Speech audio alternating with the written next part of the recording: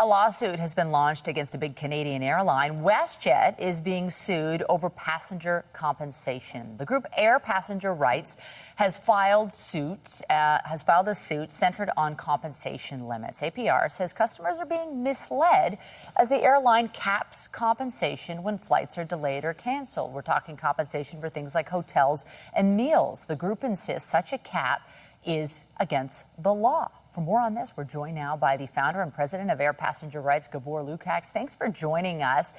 You insist that WestJet is not only offside here, but breaking the law. Help us understand your lawsuit. Good afternoon. So under the law, if a flight is delayed or canceled for reasons within WestJet's control, WestJet is required to provide passengers with meals and accommodation as needed for the purpose of the delay or disruption.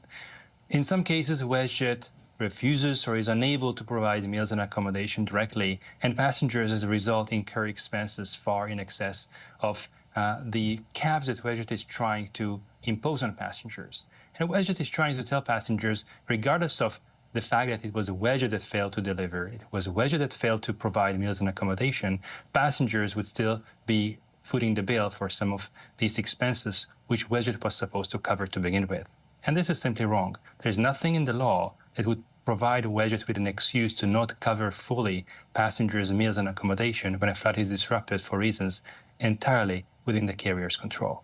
We just would like to put back money into passengers' pockets that belongs to the passengers to begin with.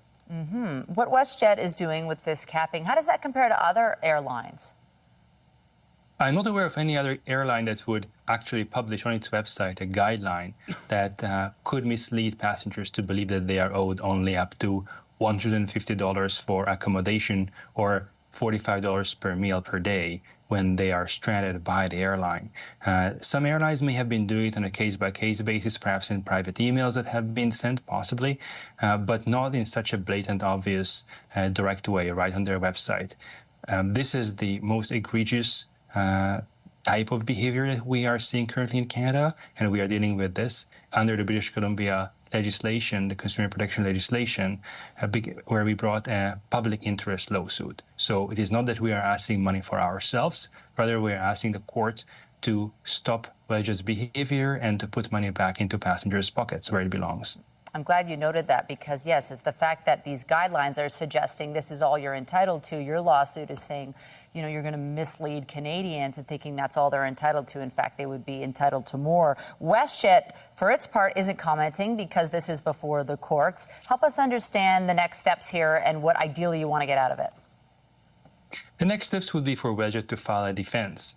And I expect WestJet is going to try to drag this out as long as possible because their financial interest here is to keep doing what they are doing as long as they can get away with it. What we are trying to achieve here is 3 or 4 goals. First, we would like to ensure that this misleading information is removed from WestJet's website. Second, we would like to stop WestJet from continuing to refuse passengers' reimbursement requests for meals and accommodation owed to them on the basis of reference to these guidelines.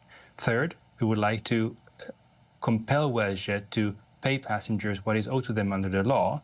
And fourth, we would like to compel WestJet to publish the court's judgment and notify passengers who were harmed by this behavior that they are owed more.